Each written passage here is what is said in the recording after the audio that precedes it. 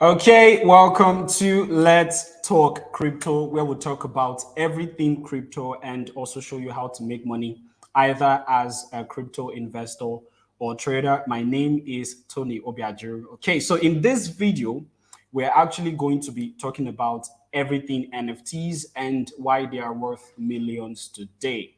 And I've actually gone all out to get a good friend of mine. His name is Kwame. There's actually a lot to him anyway. If you want to make your just do some background research about my guest today. There's a whole lot about him, and we are basically going to be discussing NFTs, why they are worth millions in the market today. What is the updates? What's the latest, basically? All right, about these digital assets. But just before, okay, we begin, there is actually something I just want to show you before I bring up my guest, and that is the fact this is actually a report by finance.yahoo. Finance.yahoo is actually one of the leading finance websites or platform to get money market updates or stuffs that are actually happening in the global economy. And the report says here, basically, all right, that the global NFT market is expected to grow from $14.02 billion in 2021, which was last year, to around $21.33 billion this year at a compound annual growth rate of 52.1%. Now, the market basically is actually expected to reach around $82.43 billion in 2026 at that same rate. Oh, no, not the rate, at the compound annual growth rate of 40.2%. All right. And that is why we're bringing our guest today to tell us everything about NFT. Hello, Kwame. Thank you for joining us on the program. How are you doing today, sir? Hi, I'm doing great. Thanks for having me, and a great platform you have. Thank you, thank you so much. So let's just jump straight into it. We're talking about NFTs, basically. You're one who has been very vocal, very vocal about NFTs, and trying to get as many people as possible to benefit from what this is about. But before we go straight into the figures and all that, can you just explain what NFTs are, basically? Okay, so I think at this point, there are a lot of people who might have a fair idea of what NFTs are or what NFTs might be, right? The full meaning of NFTs is, of course, non-fungible tokens. The main thing that I feel like we should focus on is what is non-fungibility. When we say something is non-fungible, what does it mean?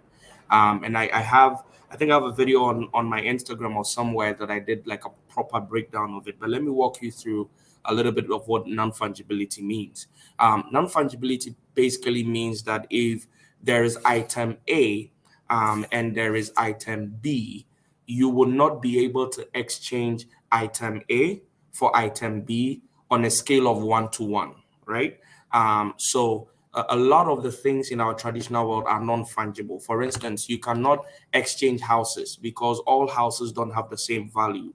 So you cannot say, let me get out, go to the housing market.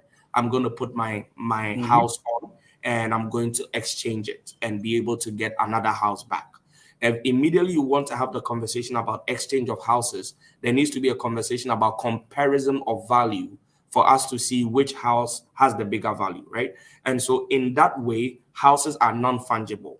However, most of our fiat currencies are fungible, right? So for instance, if you give me 5,000 naira, I could give you the equivalent in Ghana cedis or dollars of 5,000 naira, and the value is the same. Does that make sense? And so Yeah. that then exactly. So then that makes that particular currency fungible. You can give me $5,000, and the $5,000 will be $100 notes, 50 of them, if that's what 5,000 is, right? Sorry, 100 of them, or 50. My mathematics. But I can pay you back that same 5,000 and give you $20 notes. As far as the $20 adds up to the 5,000, and we still get the value of 5,000. Is that making sense? So Yes. now fungibility means that for any particular item that we're speaking about, you're not able to exchange it with another 1:1. What it also means is that it then creates what we call the rarity of that particular thing, right? So once you add tokens, then you understand that we're now talking about digital assets that gives you access to ecosystems, communities, platforms, services. So non-fungible tokens would be digital assets that gives you access to community, access platform services that cannot be exchanged 1:1. The best way to explain this and to wrap up the explanation of what NFTs are would be art, the kind of art Okay. that we have in museums, or people Like who collect okay. exactly, or people who collect vintage stuff, people who collect vintage cars, people who collect those types of things. Now, when you hear about a painting like the Mona Lisa or the Van Gogh or any of those paintings, you will not be able to wake up and say, "Let me take my you picture frame and go to the museum and go and exchange it." After all, they are all pictures or they are all paintings. No, the Van Gogh or the Mona Lisa as an art has in itself a certain intrinsic value that Mhm. makes it impossible for you to exchange it with another art 1:1, right? And so Mhm. that's pretty much what non-fungible tokens are. So it's like taking your, again, let me use another good example. It's like somebody who bought, it's like somebody who bought an Audemars Piguet, or somebody who bought let's say a Gucci watch that is worth $12,000, and you're also wearing Okrikra from From main. some markets behind my back. Thank you. But all of it tells time. So you say, okay, once watch is watch. Let us now meet. Give me your Gucci. You collect this one. Each of it tells time. No, that is what we mean by non-fungible, and that is what we mean by non-fungible tokens. Okay, fantastic. So I've got some guys who are tuning in already. Thank you so much, OJ Maestro, from joining. You let me know in the comment section where you're joining from. You're welcome to Let's Talk Crypto. Today we're talking about NFTs, and I've got here with me Mr. Kwame. We are actually going to be looking at what NFTs are, which he has already explained. You might actually want to take this recording back a bit. All right. And we are going to be talking shortly why they are worth millions today. So, Mr. Kwame, I'm sure you're a man of figures. When we're talking about things that are valuable, right? What actually make NFTs valuable? Like Such a good arts, for question. example. Such a good question. And I want to answer it very, very practically, brother. I think that NFTs hold value for the same reason that most of our high end prized luxury items hold value, right? And so I want to give a very, very simple example for people to understand why these things hold value. And I just want to give like a practical example. Now, I gave that example when I was explaining what NFTs are, and I'm using that to also explain why they hold value. Now, if you go to a Gucci shop, or when you go to an LV shop or Givenchy or any of these brands, right? When you're buying the belt, at that point that you're making the purchase decision of buying a belt for $5,000, you are at that point not buying the belt for its basic function, for its ability to hold together your dress or to hold together your shirt, your trousers, or whatever. At that point, there is more intrinsic value that you are deriving. And for a lot of our society, the reason why we buy these highly expensive things beyond their utility and their use is because they have what we call social status. It gives a certain impression of who you are, where you are in life, or the kind of financial level you're playing on, right? It's the reason why people buy a Lamborghini, if you think about it, because a Lamborghini Mhm. will take you to your destination the same way an Opel, a Corolla, or any of those things. But when you're buying Yeah. a Lamborghini, oftentimes you're buying the Lamborghini beyond just its ability to carry you from one place to the other.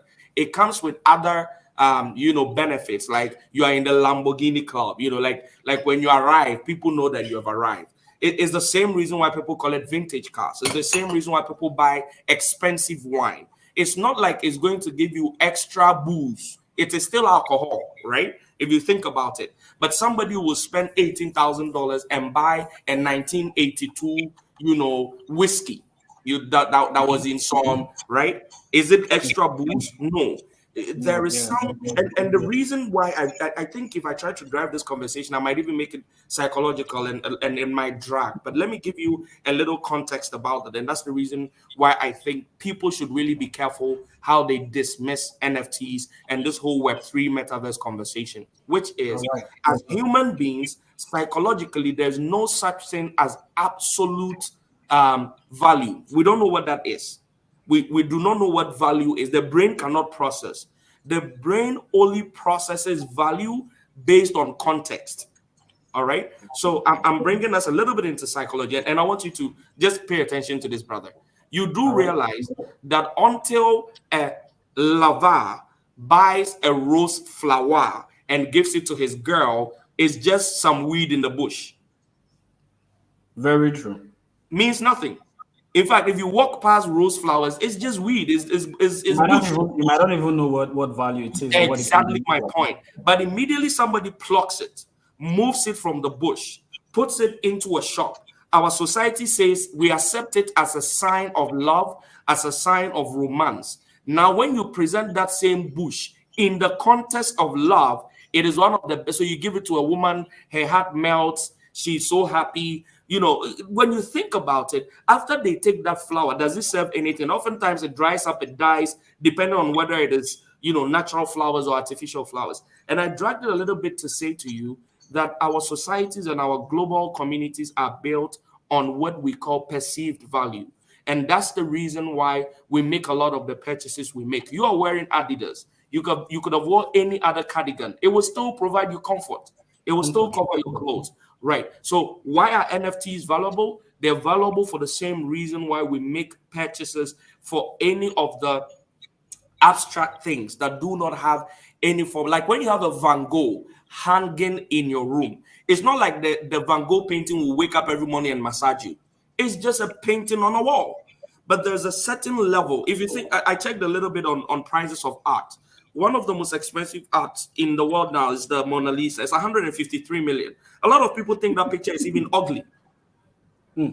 Right? So people are saying, oh my God, why are monkeys so expensive? It's not the monkey, it's what the monkey represents. And as we go along and you ask certain questions, I'm sure I'll be able to answer it more. Yeah, true, and that's why, because of time, we might actually not be able to cover every question. As my guest has said, Kwame, he has actually given a very detailed explanation. All right, and this content is available on his platform, so you might want to check him out, follow him across socials. All right, so that you benefit from what he's doing in the space. He's actually doing great work. And just to wrap it up, all right, because we might not be able to spend so much time here.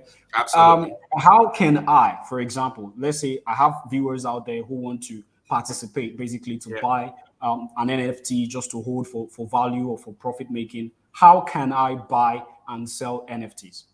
Before I give you the how to, I'll tell you first, please go and look at the literature. Go and read, go and research.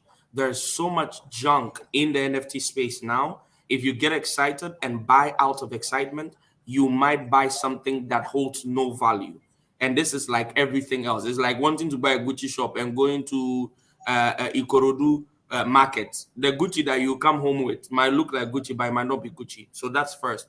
Do the research, read the literature, make sure you understand how these things work. Like my host said, we will not be able to cover everything. But how do you buy? There are about 4 top marketplaces that you can buy from that are based on different chains or different blockchains, right? The biggest on Ethereum is OpenSea, and you can simply visit OpenSea.io. You connect your MetaMask, make sure that your network is on Ethereum, make sure you have some Ether in there. Just point of correction for those of you in crypto, Ethereum is not a currency. Ethereum is a blockchain. The currency is Ether. I've seen a lot of people make that mistake. Yeah, Yes. very true. So Thank you. make sure you have some Ether in there for you to be able to buy. I am now playing a lot on the Avalanche, Phantom, and Solana NFT spaces. For Solana, the biggest is Magic Eden. Magic, Magic, Eden.io. You connect your Phantom wallet. You're going to need to get a Phantom wallet in your browser extension. You're going to need some Solana in there, and you can buy. For Phantom, is the same thing. You're going to need some Phantom in there. You're going to need to connect. I think with Phantom and Avalanche in platforms like Rarible, Rarible, are marketplaces that can really, really help. There's Solana Art, that's also another marketplace. But like there is, so this is how I want to wrap this up for you, Tony. Okay. The NFT world is a whole new universe. What we just did is to go look for visa. We've not even booked our flight yet to enter that universe. And so what I want everybody to do is, now that we've given you the visa, book your flight, enter by research, by studying the literature, by following influencers who are doing it, like Tony, like myself, like other great people in the space globally. Follow them and learn. That's how you're going to make millions in NFTs if you're serious about it. Thank you. Okay, thank you so much. All right, I know some of you will be saying, this is quite short and you don't want it to end. Mr. Kwame is actually very, very busy. I had to go down on my knees. In fact, I had to prostrate on the floor, all right, to get him to be able to speak with us today. And thank you for as many that tuned in. We're going to be having or discussing play to end games tomorrow by 9 a.m. West African time. You can follow me across, all right, my platform to get updates. And also, please, if you're tuning in for the first time, smash that like and subscribe button and also that tiny bell button there. Make sure you do that, all right, so that you get notified, all right, when we go live tomorrow. We're going to be talking about the concept of GameFi. And just before I let you go, Mr. Kwame, just some stuffs for my viewers. How long do you think somebody should hold an NFT for? Is it something that they should actually go by, the market, and whenever they feel they should put it up for sale?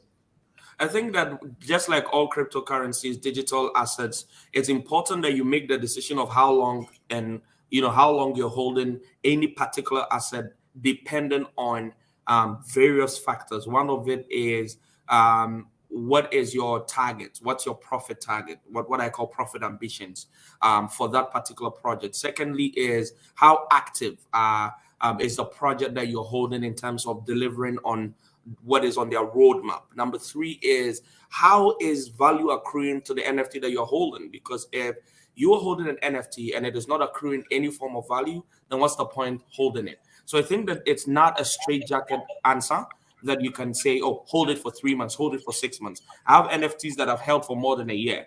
I bought Lionel Messi's first ever NFT. I said I'll give it to my kids. So I'm holding it for as long as I can potentially hold it. I have projects that I bought at mint and I flipped 2 days later, 3 days later. So all of those decisions are based on different factors. Is the project growing in value? Is there more demand for the NFTs? What is the utility of the NFTs? I bought a whole building, a whole property for a new project yesterday, and by holding the NFT, I'll be earning the project's native token every day by the hour, right? So for something like that, as far as the token is launched and it has value, I will keep holding the NFT for as long as I want. I will want to make back the money that I used to buy the NFT in the first place, and then everything from there is compound profit. So that decision needs to be made based on various factors. Okay, thank you so much, Mr. Kwame, for spending time with us. Do have a beautiful one.